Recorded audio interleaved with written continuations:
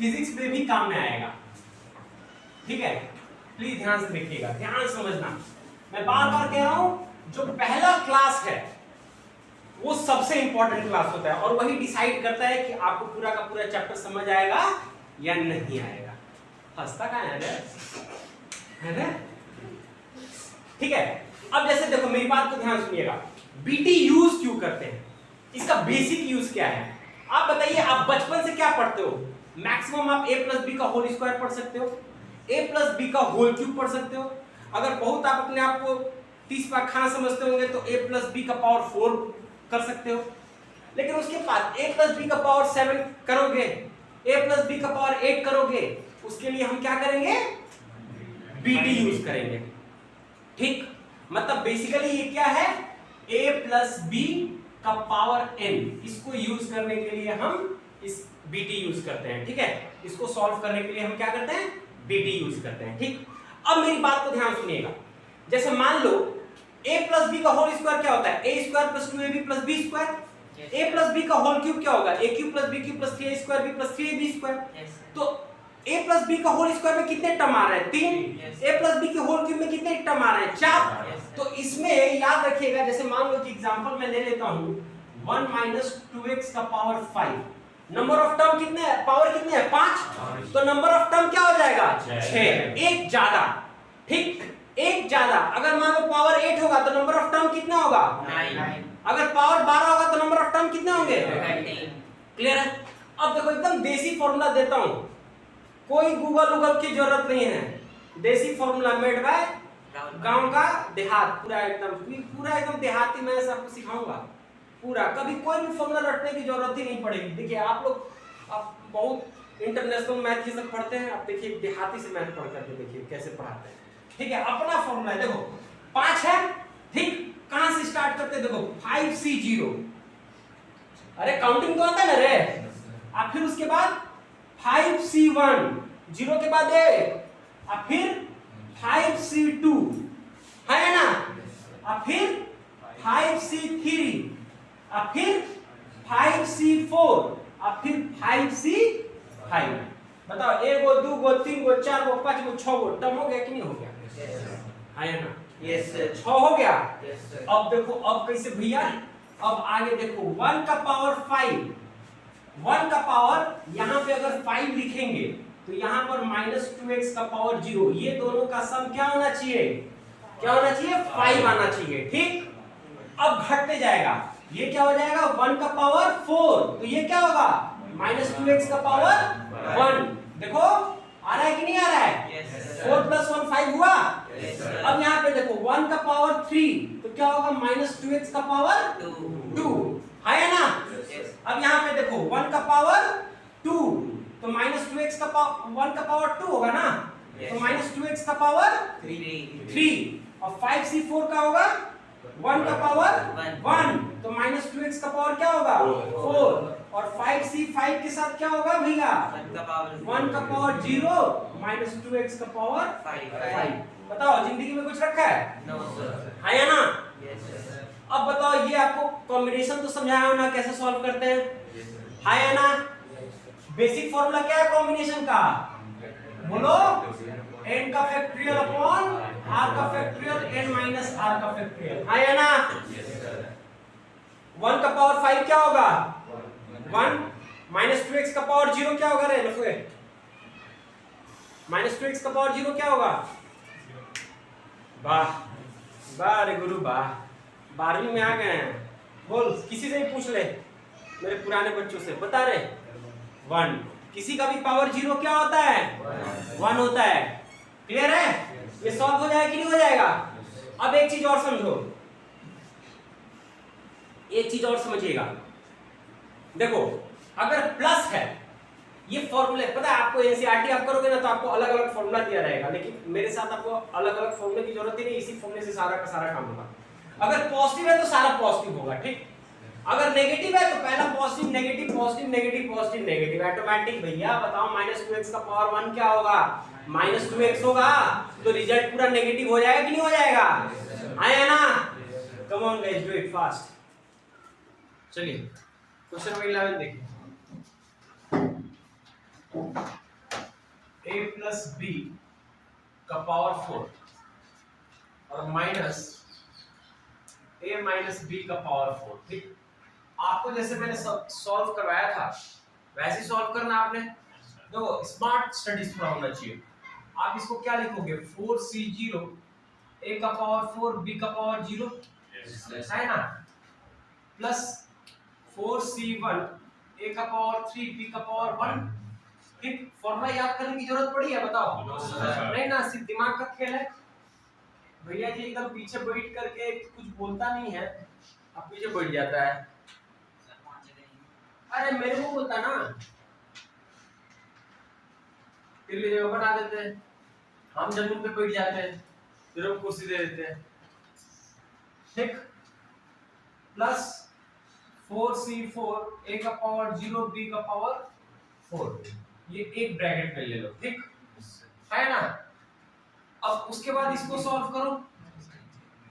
4c0 ए का power 4 minus B का power 0 है ना, तो ये माइनस बी का पावर 0 इज व्हाट 1। देखो ये और ये कैंसिल हो जाएगा माइनस से मल्टीप्लाई करके। तो आप पहले सॉल्व मत करना है, एकदम सिंपलेस्ट फॉर्म पे लेकर के आओ। ठीक है, समझ आ रहा मैं क्या कह रहा हूँ? नहीं आ रहा है।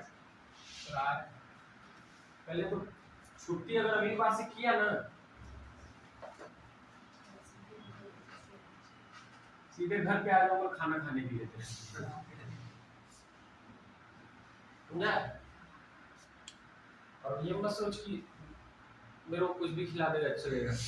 150 पूरियां खाता हूँ मैं, तो मैं 7-8 तरह का सब्जियां। ठीक है, तो मेरे को कभी घर पे मत बुलाने का, ऐसा काम मत कर घर पे बुलाना पड़े। अगर किसी सर से पूछो, एक बार बस बुलाया है, वो जब नहीं पढ़ता था, इसकी बहन पढ़ती थी तब बुलाया खाने पे। उसके बाद से ये 4 साल से पढ़ रहा है, मेरे को 4था साल है इसका, कभी बर्थडे पे नहीं बुलाया। एक ही बार बस बच्चे बुलाते हैं। ए का पावर 1 माइनस बी का पावर बोलो प्लस 4c4 ए का पावर 0 माइनस बी का पावर 4। क्लियर है? आप पहले माइनस से माइनस कर लीजिए, मतलब यहाँ पे देखो ये क्या है, ये पॉजिटिव ये नेगेटिव होगा रिजल्ट, तो ये बाहर नेगेटिव है तो पॉजिटिव हो जाएगा, तो ये नहीं कटेगा। लेकिन ये देखो ये क्या है, ये पॉजिटिव है लेकिन बाहर नेगेटिव है, तो ये और ये कट जाएगा, है ना?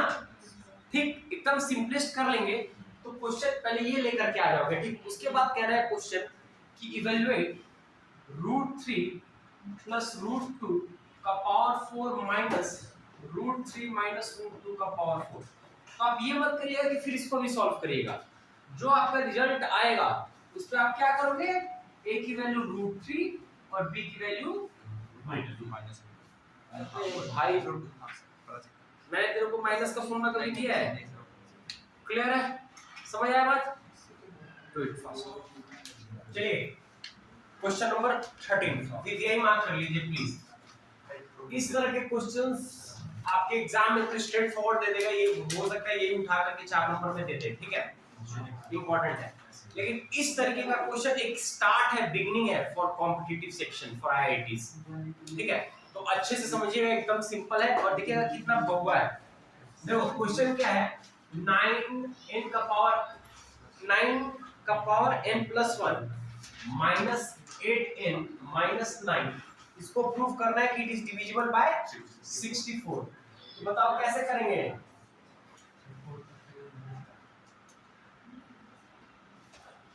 yes. 64 से डिवाइड करके चेक कर लें। yes.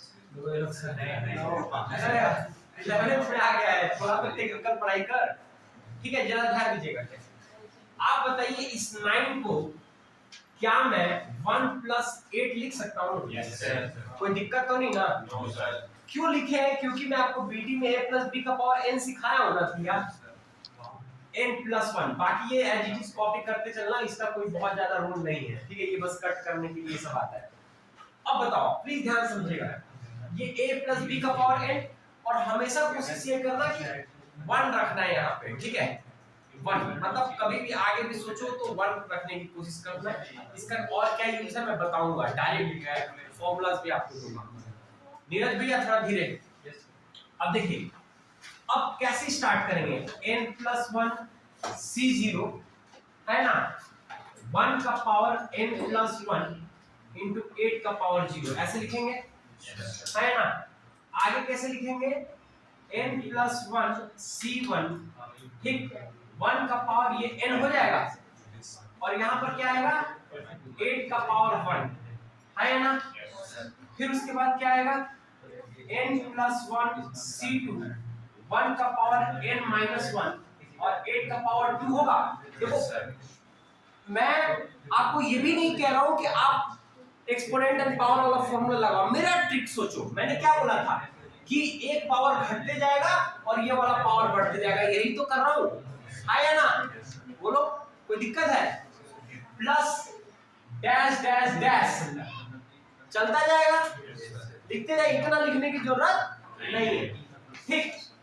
या एक आध स्टेप और लेना है तो ले लो भैया, n+1 C3 1 का पावर n-2 और 8 का पावर 3, कोई दिक्कत। अब मैं ये नहीं लिख रहा हूं, बस ये सॉल्व करके आपको दिखा रहा हूं ठीक। अब जरा ध्यान दीजिएगा, n+1 C0 डायरेक्ट बताओ क्या होगा, 1 होगा द फ्रेंड, और 1 का power anything is what 1 and किसी का भी पावर 0 इज आल्सो 1। और मैंने आपको ये भी कहा था कि इसका स्टैंड हमेशा 1 होता है, तो ये 1 हो गया। अब n+1 C1 क्या होगा, n+1 C1 क्या होगा, एक बार चेक कर लो, बिल्कुल सही कह रहे हो, n+1 का फैक्टोरियल अपॉन 1 का फैक्टोरियल अपॉन n का फैक्टोरियल, तो ये n+1 एक घटता जाता है ना, इंटू n का फैक्टोरियल और ये n का फैक्टोरियल, ये कैंसिल, क्या बचेगा n+1 1 का पावर एनीथिंग इज 1 एंड 8 का पावर 1 इज व्हाट 8। अब यहां से देखो, आप बताओ सब में से 8 का स्क्वायर आप कॉमन ले सकते हो, जितना आगे चलता जाएगा 8 का पावर 4 8 का पावर 5 उसमें बताओ 8 का स्क्वायर कॉमन आया कि नहीं आएगा, तो ये क्या बचेगा n+1 C2 1 का पावर n-1 है ना, बल्कि ये भी हटा सकते हो ठीक।